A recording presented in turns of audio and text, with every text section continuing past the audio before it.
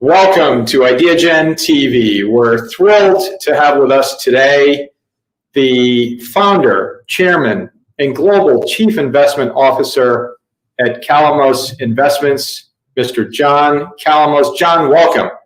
Thank you. Thank you, George. Thank you. You know, it's an incredible moment in time, John, and certainly what an incredible career you have had and continue to have in the financial industry. To set the stage for our global audience, the millions of individuals that will see this interview, can you tell us a little bit about yourself as well as your role as chairman and founder, global chief investment officer at Calamos Investments?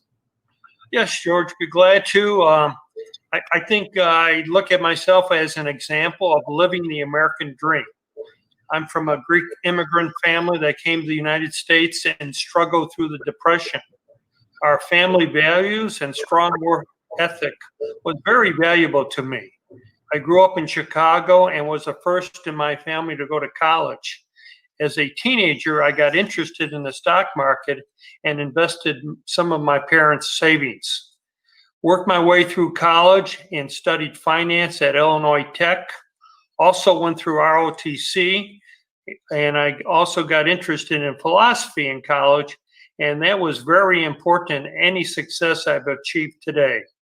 It taught me about critical thinking and the history of the world through philosophy and how many countries struggled over the centuries. It's important that students today know that they are in school not to learn what to think, but to learn how to think. Before I founded Calamos Investments, I served in the Air Force as a combat pilot, as a forward air controller in Vietnam. When you have downtime in the military, there's not often a lot to do. So part of my training, I was stationed at Minot, North Dakota, flying B-52s on airborne alert. I had plenty of time to read and really got back interested into finance. And that's when I became interested in convertible securities, which were a niche investment. And to me, it was about how can I use something to manage risk? I was really intrigued by convertibles and how they could use to provide more risk management strategies in the stock market. After my military service, I began in the investment industry, this is 1970, using convertibles to enhance returns and, of course, again, manage risk. Calamos Investments came from these roots, building on the foundation of convertibles and risk management. Today, we are now a global firm managing strategies throughout the world. A few years ago, I decided to appoint a CEO, John Kadunas, to work with me to oversee and direct our business growth. And this has helped me to return to really focusing on the investment side of the business, managing the portfolio management teams, and that's been working out very well. I also chair our investment committee. So that's kind of the background of how I got started in the business. Well, what an incredible background, and I would be remiss if I first did not say thank you for your service. We are deeply honored because of you. We all enjoy, this freedom in the United States. So we want to make sure we first and foremost offer that note of thanks. Thank you. And what an incredible journey. You truly, living the American dream. Being able to start with humble roots and end up running an incredible company, to say the least, is really, truly remarkable. And so when you first started your firm in 1977, what was the industry like? And what have been some of the biggest changes that you've seen? Well, I started in the investment business in 1970, started the firm in 77, but throughout the 70s, it was a very difficult environment. When I started in 1970, first thing that happened was the market really took a tumble, crashed there in the early 70s, very volatile environment and very different in the sense of the cycles were very short back then. And so what I was doing was really looking for solutions to really manage risk in those very difficult times. And throughout those periods, the convertible strategy that I was utilizing was working very well. In fact, the options market opened in, I think, 73, 74. And I also use options with convertibles, as a convertible arbitrage strategy in those days. And really, that became the foundation of the firm I started in 1977. Because of that, we were really able to carve out a niche based on that expertise.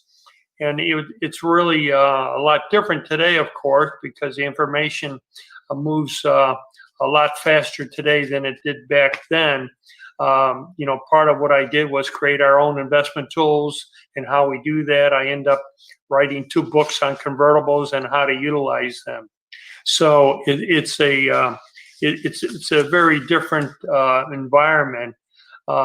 Today, technology innovation has meant we have a tremendous amount of information at our fingertips, but markets are moving very fast. As you know, markets can move up and down off a headline. So it's really a different environment. The second key to change is globalization. Markets and economics are connected and truly a world of opportunities. You've got to be thinking globally. One other change has been that the individual investors today have more access to different types of investment strategies, including alternative strategies. That used to be only available to institutional investors and hedge funds. We're proud to have been a forefront of many of those trends in our business. Incredible. And so what would you say has been and have been the keys to your success in the investment sector? Well, again, George, I think it's my military background and my education and even the work ethic has been really a key, and to me, it was how do you manage risk? And the parallel to the, my military background, I'm a pilot. That's what I was. I was a pilot. I flew B-52s, I flew A-37s, fighters. You better do your homework before you take off. If something happens, you want to be able to make sure you've managed that risk. So that's sort of the parallel. The other parallel is the focus on teamwork. How to come together as a team. You have a mission, and you have to watch each other's back, and you have to serve towards that mission. And our mission was to serve our clients well, do well by them. And so we needed to build on that, and that's what we did over the years. You have to be able to have everyone come together so you can connect the dots. We've been committed to putting our clients first and in uniting the teams. Growing up, I lived above my parents' small grocery store in Chicago, and actually the first money I ever invested was some of their nest egg when I was a teenager. And from that very early age, I understood that managing other people's money was a tremendous responsibility. We view ourselves as stewards of our clients' capital. And part of what we see as trends develop within the world and in our industry, innovation is really important. So innovation by creating strategies could help manage that risk. And we created the first open-ended convertible mutual fund back in 1985. Using convertible arbitrage, we created the market neutral fund back in 1991, which was one of the first mutual funds in the alternative area. And the other really extremely important focus is really leadership. And bringing the teams together and managing that is extremely important. As I mentioned earlier, a few years ago, I hired John Kadunas as my CEO to work with me to oversee, and he's been very instrumental in helping us expand the business. That's been very positive. And one of the things you learn over the years, you can't do everything yourself. You have to have the right team with you and have them all focused on the same mission. And that's been very important to our success. That's right. And we've seen John Kadunis. I mean, he's an incredible CEO. And as I remarked to you in the green room prior to our interview, what a great pick, CEO. It's probably the most, or one of the most important decisions you've probably ever had to make, right? As you sought out someone to take on this role of CEO. So incredible. And so, Mr. Calamos, how have you seen innovation play such a big role in your sector? And how has Calamos Investments incorporated innovation into your business model, which is obviously an extremely successful model? Yeah, there's a number of areas of innovation that come to my mind when you ask me that question. First of all, it's really looking for solutions to help manage risk and help our clients do well. Obviously, technology is really right there. When I started in the business, I remember buying my first Apple computer and learning how to program and that type of thing. And so technology is how we can connect to the people much more through information and through service around the world. Access is so rapid now. So technology has been a key driving to globalization and opening the door to investment opportunities. And we try and use technology in a lot of different ways. We've created proprietary models and quantitative screens to help us focus on our fundamental research and help us leverage our talent within the company. The technology infrastructure for our teams supported a seamless transition to Wi-Fi. We believe an important part of service our clients means investing in technology resources for our teams. Because of our focus on continuous technology improvement, we have not missed a beat, and we shifted to a work-from-home model when the pandemic took a hold a few months back. So investing in innovative company is also important. Seeking out innovators is a key part of our investment process. Companies at the cutting edge of innovation, whether it's large household names or biopress companies or small caps, we're looking for companies that really have significant long-term opportunities. So developing innovative investment strategies, one thing that has set Calamos apart from the pack is a willingness to seek out new ways to help clients achieve their investment goals. That started with our use of convertibles. We also were among the first to introduce liquid alt strategies. We've also been innovators in the closed-end fund space as well. We've launched products there that combine different asset classes and provide capital appreciation and income. So, that's been the overall theme behind us. Well, and that innovation is really a key to the implementation of your leadership style. The leadership that you alluded to early on is evident in everything you've done throughout your career. And I absolutely love how you connected your role as a pilot with the leadership and the teamwork. I think it's incredible to think about the nexus between all that you've done in your career and how it didn't just happen by accident. It happened with a lot of hard work. It happened with incredible perspective from your humble roots. It happened with, a looking around the corner, being able to see around the corner or to be able to sort of at least be in tune with what the trends are so that you can better assist your clients and those that you're helping across the planet with your investment model is incredible. So why do you see cross-sector collaboration and innovation, of course, as so vital to helping solve so many of the world's most vexing issues? And perhaps to go a bit further, how do you infuse collaboration into your daily mission to successfully achieve your goals at Calamos? Well, there are complex problems that need to be addressed from multiple perspectives, as you know. You need both a depth and breadth of knowledge. In a healthy investment organization, you need to have both specialized domain expertise and a collaborative culture that allows for sharing of insights and information. And again, here, technology is really important because that leverages that talent. You can't have somebody do everything. That really increases productivity in there. So technology was very important in that. Understanding the growth prospects of a U.S. company is more than just studying the company's balance sheet. You need to understand the competitive environment and long-term demand trends, which is more often than not global. That's why talking to CEOs and hearing these conferences are really important.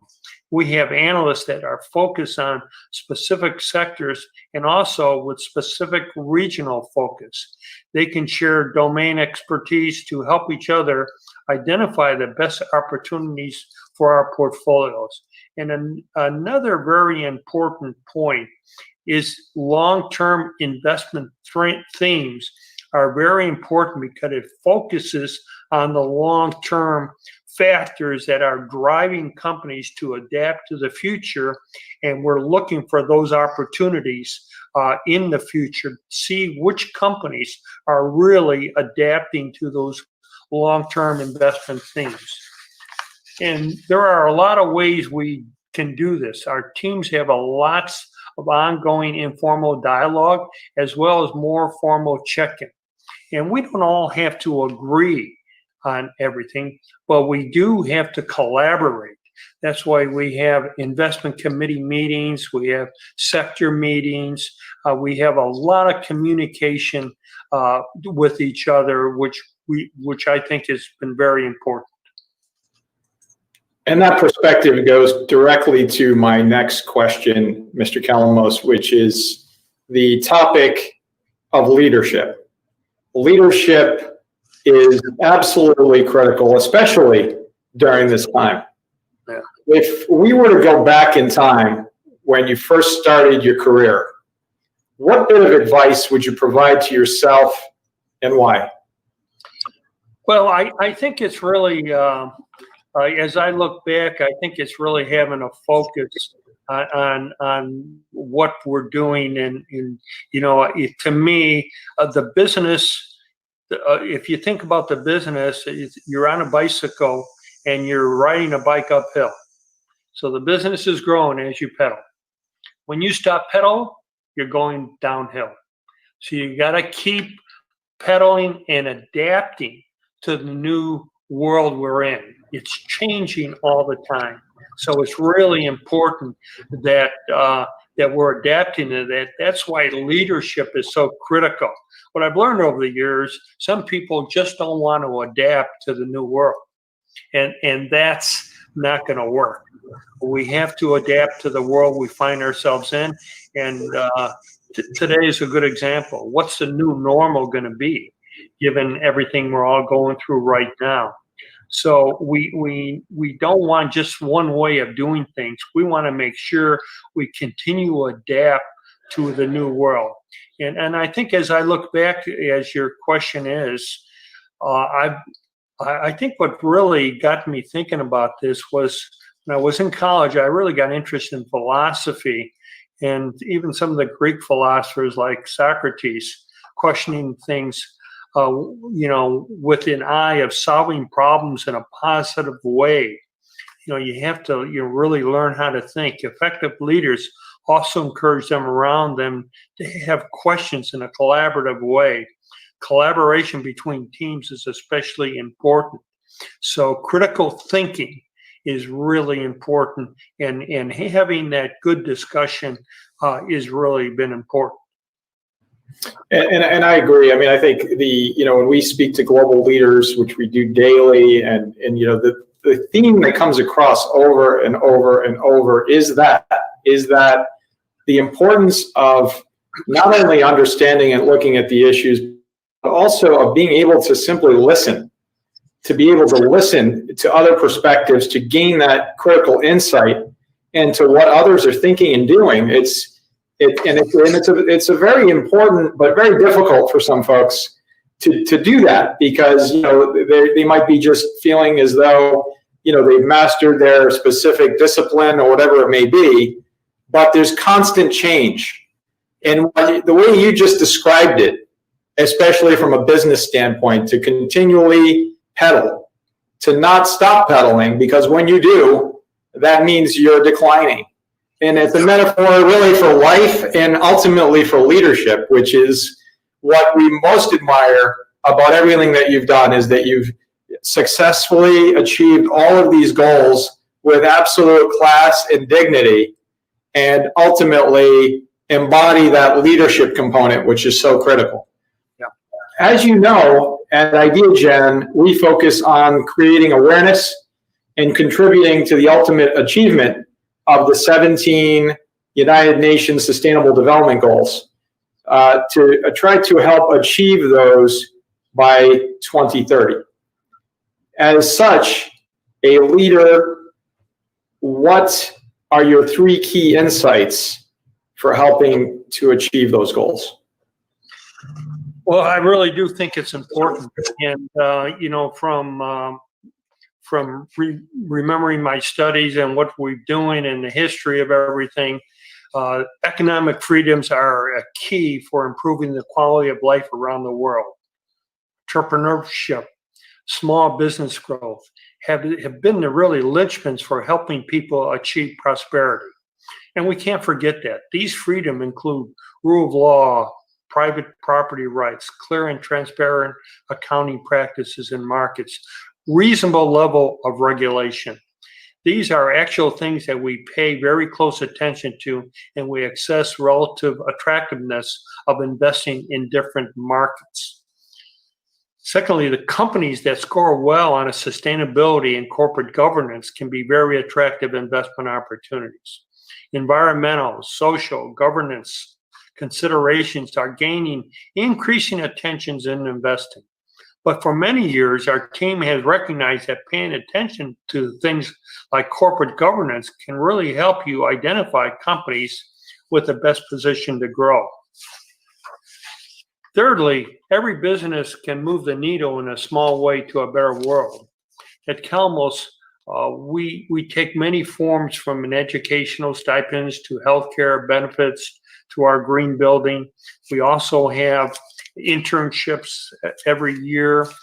We like working with the colleges and bringing in interns. So those are the really important things going forward.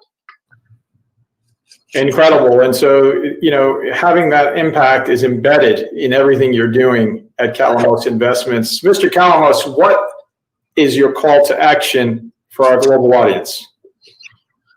Well, I think especially now, when there is so much uncertainty in the world and so much loss due to the pandemic, we need to remember humankind has addressed many problems that seem to be insurmountable. We need to believe a solution is out there that gives us all to tackle it. Seek our ways to express your commitment to sustainable development goals. Calamos has been a signatory of the UN Principles for Responsible Investment. We expressed that over the years. We need to remember that governments are not the total solution. Private sector is extremely important. Governments is important as a referee to make sure societies are treated fairly. Innovation, solutions, and prosperity has come from the growth of the private sector. It creates innovation and solutions. The pandemic is a good example of where the vaccine will be coming from. Many companies are seeking this solution, and that's where the vaccine will come from. So the achievement of the United Nations Sustainable Goals will come from the creativity and innovation of people being inspired to be creative and innovation. That happens more effectively in the private sector than the government over-regulating the private sector. We've learned that from history for years, and we keep repeating the things that don't work. So decreased regulation is one of the key to successful economic growth and prosperity for everyone. That's what the American dream is all about. That's what we need to focus on. And if I go back to philosophy a little bit, instead of having some of the debates where one has an idea, somebody else has an idea, but you can't discuss it through logic, is not the way to do it. We need to get back to discussing different ideas through logic to come up with the right solution instead of just banging at each other. That's my opinion, George. Well, oh my gosh, is that timely advice? And what inspiration! You truly are the embodiment of leadership, and your advice today for the millions of individuals that will watch this interview is priceless. It's absolutely priceless. You've tied it all together with incredible insights and wisdom, Mr. Calamos. Ideagen was to present you in person with the 2020 Global Leadership Award. We are doing so today virtually in recognition of your incredible contributions to humanity, to the planet, to business, and to society. And for that, we are honored. We will watch a brief bio video and come back for some comments from you, Mr. Calamos, 2020 Global Leadership Award, Ideagen.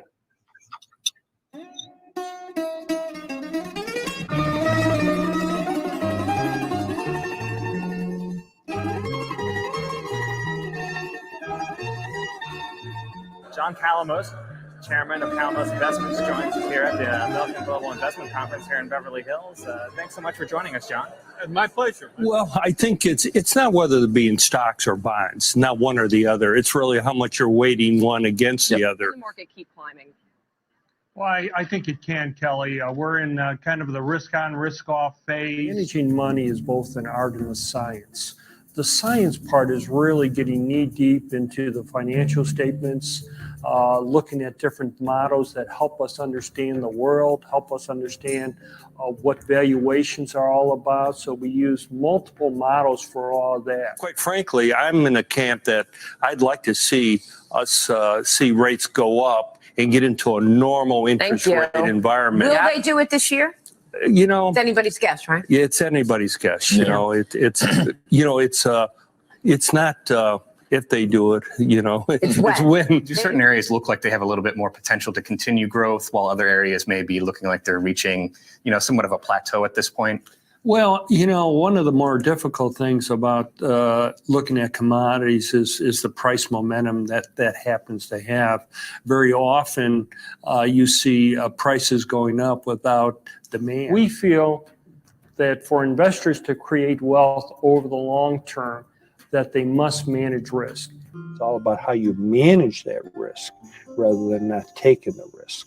So what I've tried to do over my career in finance is really build strategies around how can we best manage risk in the financial markets. John Calamos, risk management strategy pioneer, decorated Vietnam War veteran, founder of Calamos Investments that grew from a one-man shop to become a multi-billion-dollar global asset management firm. Our story begins in the village of Vurvura in Arcadia in the Peloponnese. His family roots are traced back to the 1700s, where his propapu, his great-grandfather Yorgos Kalamoutsos, lived in Vurvura with his family. John's papu, Evangelos, was the first to emigrate to the U.S. as part of the great immigration wave of the late 1800s and 1900s. Evangelos arrived in 1908. John's patera, Petros, Peter, arrived in 1915, and he earned a living peddling produce from a wagon. Years later, he would meet John's mother, Maria, who was born in America but hailed from the same region. The couple had 3 children and 3 employees, Angelo, John, and Lorraine. John was the middle child, born in 1940, just as America was about to enter the fray of World War II. Their work ethic was drilled into them at an early age, working very long and hard hours before and after school and on weekends. Everyone pitched in to make Pete's Market a success, and the family lived right above the market. We lived above the store, so we had a terrific pantry. The whole store was our pantry. John was the first in the family to go to college at the University of Illinois and later the prestigious Illinois Institute of Technology. He joined the Air Force ROTC, and as the conflagration in Vietnam built up, John decided to enlist in the United States Air Force. All of a sudden, I'm in this very competitive situation, and 1 year later, I'm flying supersonic jets at night in formation. John's military service taught him many things: to temper his instincts to safeguard against risk, instincts that transcended the cockpit of a jet fighter and B-52 bomber to the Wall Street's trading floors. He earned a Distinguished Flying Cross Medal and completed his service at the rank of major. This came a brief stop at a brokerage firm before he decided to open his own shop. His insight, passion, and demeanor resonated with integrity, and his small shop grew to a multi-billion-dollar global asset management firm. Today, the Calamos name is synonymous with risk management instruments. John, a pioneer of convertible bonds. His son, John Jr., works alongside, as does Laura's daughter. She also serves as president of the National Hellenic Museum, where John serves as the museum's chair. John was married to his work until he met the love of his life, May, who runs her own businesses. The two tied the official Eastern Orthodox knot in Chicago, with his cuñado, none other but Dean Metropoulos. For those that know John well, they soon discover that family's always been at the core of John's identity, and that his friends are more than just friends. They are his family. John also never forgot the importance of the thing that grounds him the most, his roots and identity. They gave him the confidence and resolve to achieve. This is the driving force that motivated him to document the history, remember his family, a story that needs to be recorded for future generations at the National Hellenic Museum. It really helps me honor my mother and my father. It's a tribute to them. The contribution that the Greek Americans have made to the United States. It's very important that we document that going forward. I am very, very concerned that if we don't do it in this generation, it'll be lost forever. So I think it's really important that we try to do the best job we can to preserve that and give that strength of heritage to the children.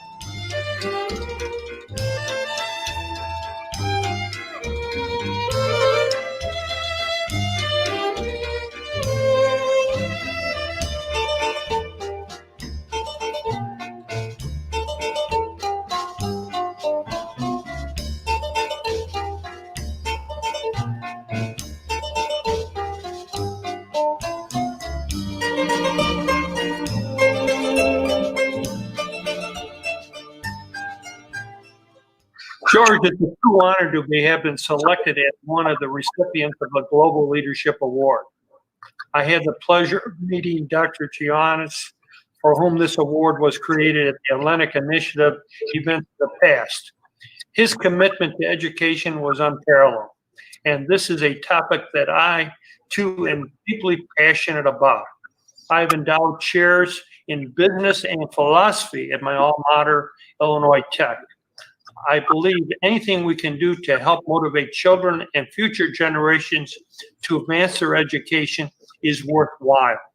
I also serve as chairman of the National Hellenic Museum in Chicago, where it is our mission to remember our heritage and motivate future generations. Providing a foundation is extremely important to our children today. I strongly believe you don't know where you're going unless you know where you came from. Thank you so much for this award. I appreciate it very much. Mr. John Calamos, founder, chairman, and global chief investment officer, Calamos Investments 2020 Ideagen Global Leader Award recipient. Thank you for your inspiration. Thank you for your leadership. And thank you for all you've done to help humanity across the planet. Thank you, George.